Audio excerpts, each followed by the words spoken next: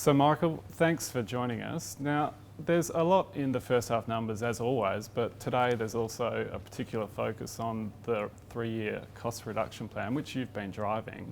So can you give us a bit more colour around the detail and why it's needed now?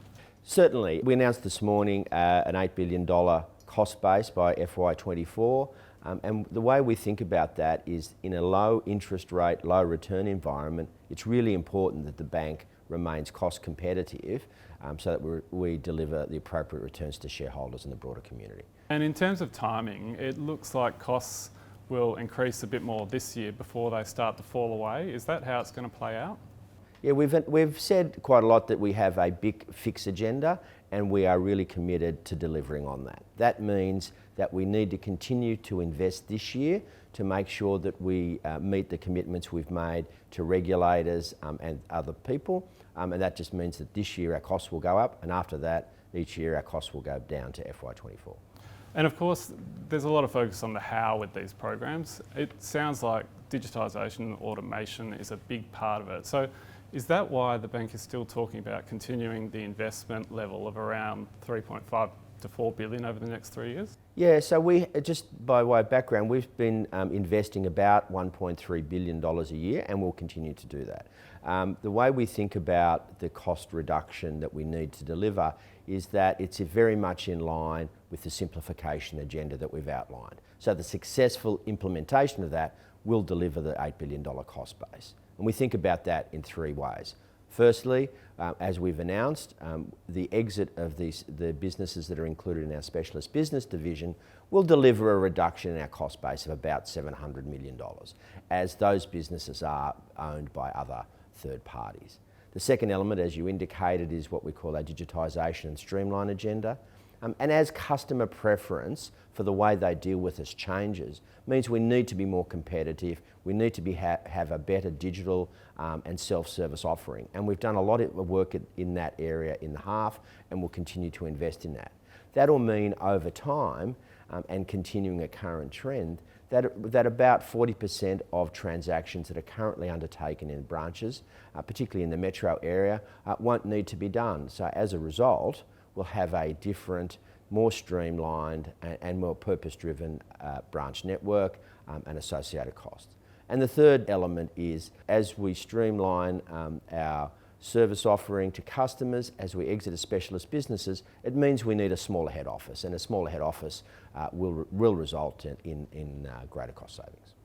So it sounds like there will be a people and branches impact of this, and there is some targets out there indicating a bit of what that might look like, but can you give us a bit of a feel of the numbers around that? Yeah, as I said, look, we have continued to streamline and simplify our business, but you're right, over time, the further simplification will mean that we'll have less branches, we'll have different ones, but that will mainly be in the metro areas where, we are being more responsive to what our customers want and where they want them. And as I said, we will have a smaller head office over time as we're a much simpler, smaller bank. And you've been in banking some time. You've probably seen quite a few of these big cost plans announced. This time around for Westpac, you've announced quite a lot of targets. There's some relating to consulting spend, there's some around products for sale, and there's some pretty big reductions. Did you put these targets out there because of the importance of just allowing the market to track the progress? Yeah, certainly. And I think if you look back, Westpac has traditionally targeted cost to income ratio.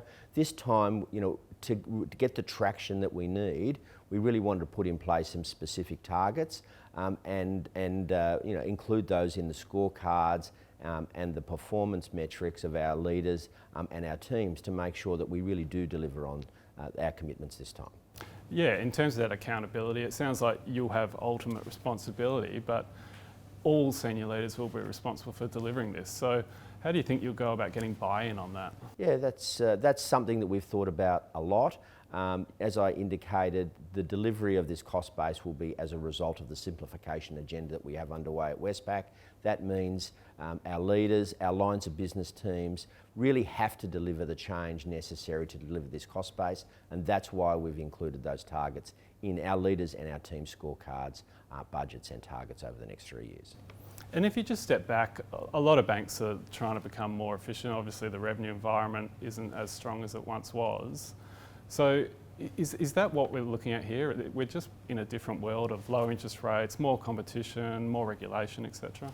Yeah, I think we're in an interesting time in banking. You know, we've seen for some time now, but continuing a very low interest rate environment, and we've seen a lot of new entrants. So we've had new banks come into the market. We continue to have fintechs, and that just means when you put all those things together, we really need to be competitive in the propositions we offer our customers, but importantly, in the cost base that we have to support the returns to shareholders and the broader community.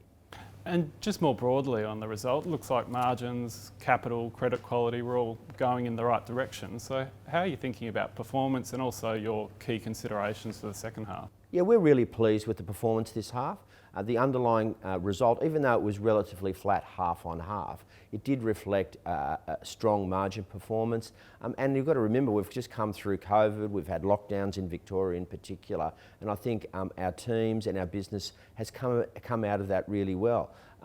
And we're starting to see the benefits of a stronger economy flowing from the measures and the stimulus that the government's put in place. So in overall sense, we think we're in a strong position, but there's a lot more to do.